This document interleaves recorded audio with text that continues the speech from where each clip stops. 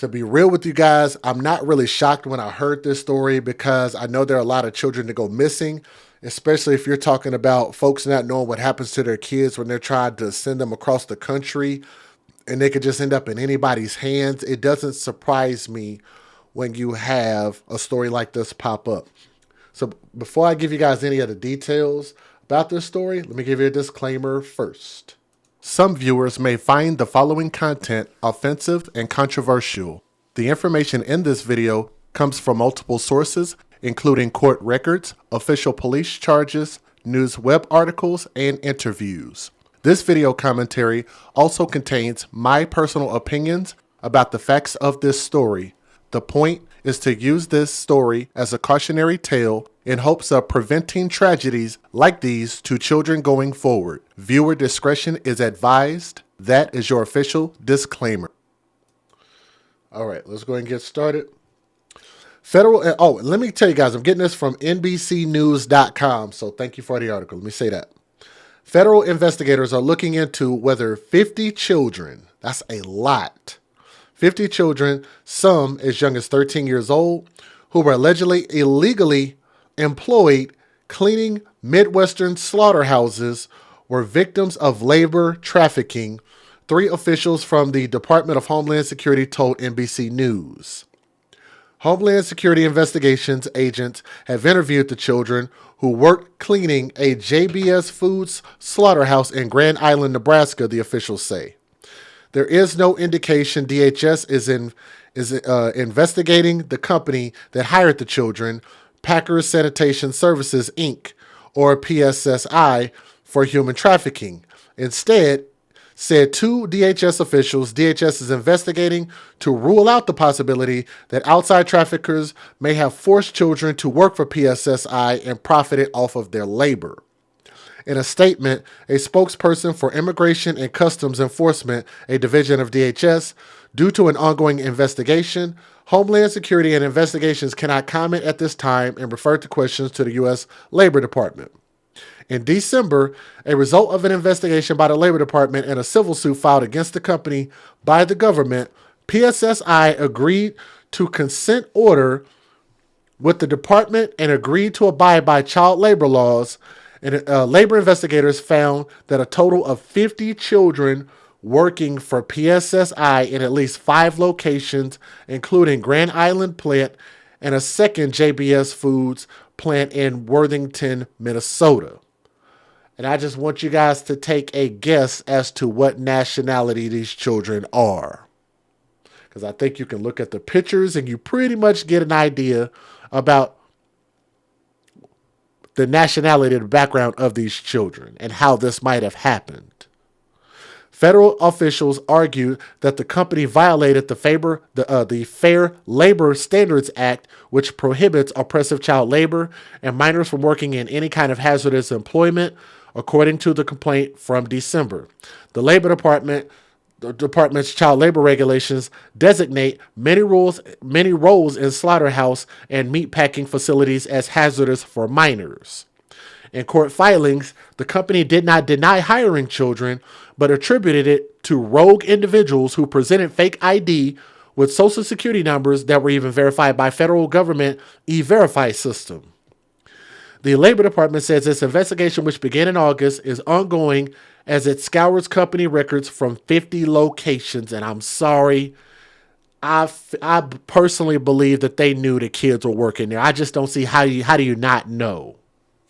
How do you not know 50 children? You can't look at a person and tell that they're a child. Just can't be that level of dumb. Gina Swinson, a spokesperson for PSSI, said investigators from Homeland Security Investigations have not contacted the company. We have not been contacted by DHS and have no knowledge that such investigations exist, she said.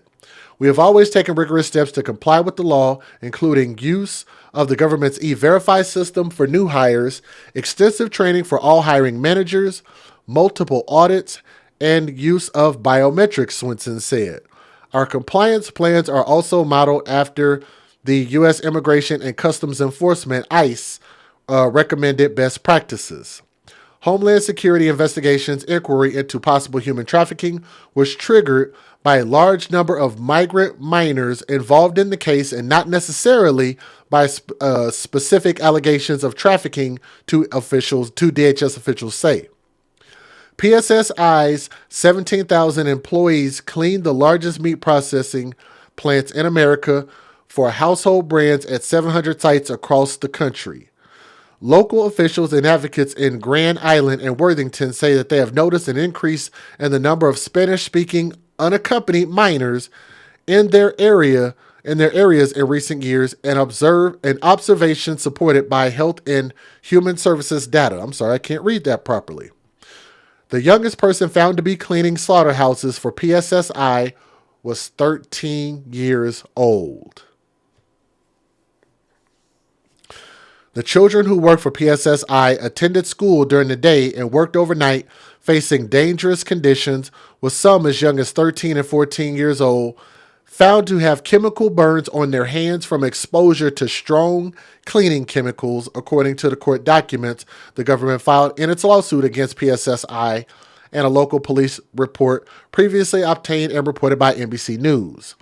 Now, according to 4 former PSSI employees, cleaning conditions inside the meatpacking plants are treacherous.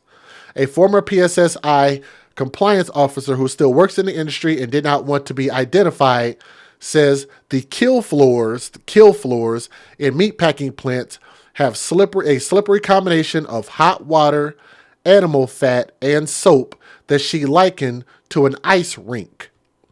Swenson of PSSI said worker safety has been the company's highest priority, and I'm sure it was. Because of our work, she said, all of our team members must wear personal protective equipment, PPE, from head to toe, including a hard hat, face shield, goggles, gloves, aprons, blah, blah, blah, blah. Damn, this article keeps going. But y'all can check this out on NBCnews.com. Let me go ahead and give you guys the fair usage, man. This is absolutely insane. Some viewers may find the following content offensive and controversial.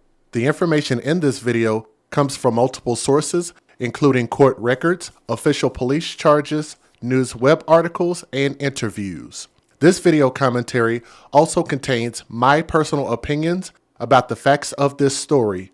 The point is to use this story as a cautionary tale in hopes of preventing tragedies like these to children going forward. Viewer discretion is advised. That is your official disclaimer.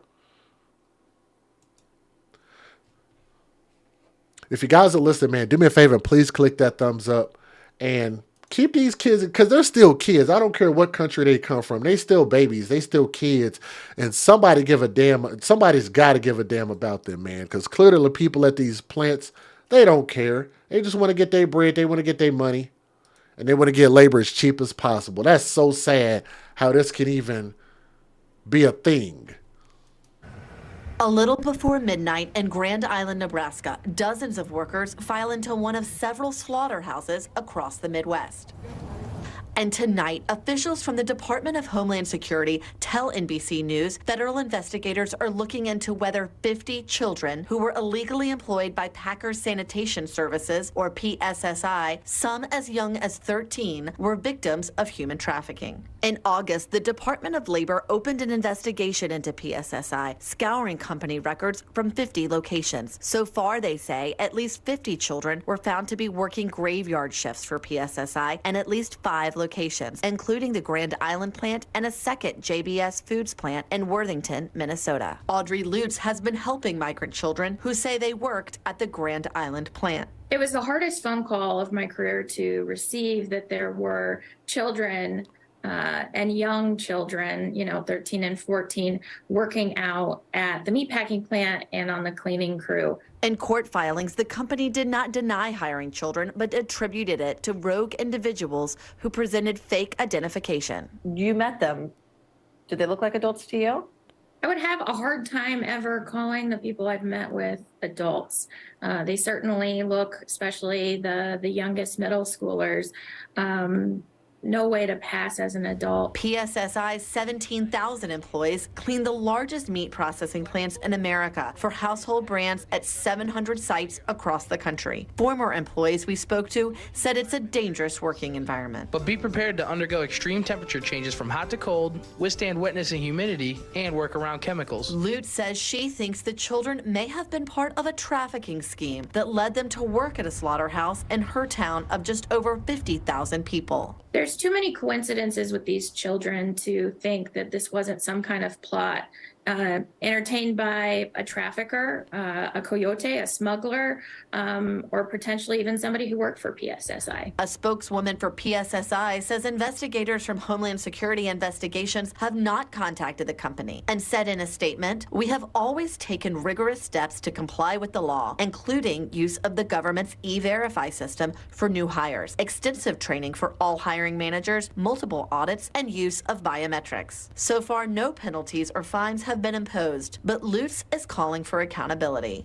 They are responsible for hiring minors and noticeable minors in facilities across the country, and they need to pay that price, either financially or criminally. All right, Julia Ainsley joins us now from our Washington, D.C. bureau. Julia. Rather than worrying about getting money out of it, how about they just take care of the criminal portion first? She said they could either pay financially or criminally. How about we just focus on the criminal portion of it? How about that? To some NBC News exclusive reporting now out of the Midwest, where federal officials are looking into whether 50 children were illegally employed in slaughterhouses and possibly the victims of human trafficking. This is according to 3 Homeland Security officials. Now, DHS investigators are questioning those kids to understand how they ended up in this situation and whether anybody forced them to work or profited off of them. NBC's Julia Ainsley is part of the team that broke this story. She is joining us now. Julia, Packers Sanitation Services is the company that actually hired these children. No indication, right, that the company is the target of this trafficking probe. They have been investigated and sued by the Labor Department over child labor concerns. How does that case tie into this new one? That's right. As we understand, this is a joint ongoing investigation. In November, the Department of Labor won in federal court in Nebraska an injunction that basically meant that the company needed to stop hiring child laborers and that they brought in an outside monitor to ensure that they would comply. Now we're learning new details as Homeland Security Investigations is speaking to children to understand how in the world 50 children came to these plants in Nebraska in the first place. Grand Island, Nebraska, where they first did a raid where they found children working in the middle of the night, cleaning the kill room floors of slaughterhouses with very dangerous chemicals, very dangerous equipment. The first time they did that, they started interviewing those children. Now they're trying to understand, how did they get there? Did anyone force them there? Did anyone profit from it? They're not necessarily targeting the company, but there are a lot of questions about whether or not this was part of a conspiracy. And some of the people that I've spoken to who are on the ground, who have worked with these children, who are all very timid to come forward, say that so far their stories are all so eerily similar. They say it's hard to see that it's not all part of a broader scheme. So a lot more questions as we dig into this, and federal investigators continue to dig as well, Hallie. What are the next most imminent steps then, Julia? Well, more imminent steps is to interview more children, to try to get more children to come forward and speak, and to see where things might go next in court. So far, the company has complied with that order, but they have not been given any kind of penalty, either financially or criminally. Julia Ainsley, thank you for staying on top of this important story. Really appreciate you being on with us today.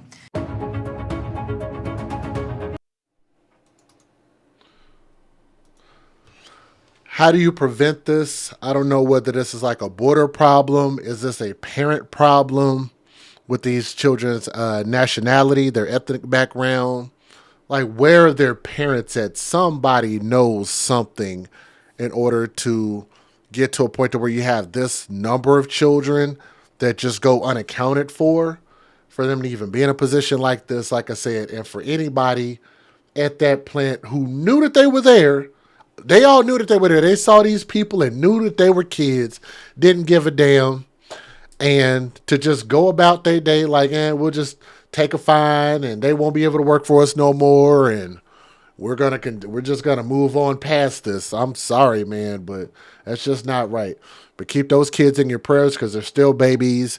And you just got to hope that somebody cares enough about them to not only not allow this to happen, but to hold people accountable who decide to take advantage of these kids because somebody else dumped them into this situation, however it happened. But let me know what you guys think about that. If you got a comment or got some more facts you want to put in there, leave a comment in the comment section. But share the story and post it, okay? Thank you.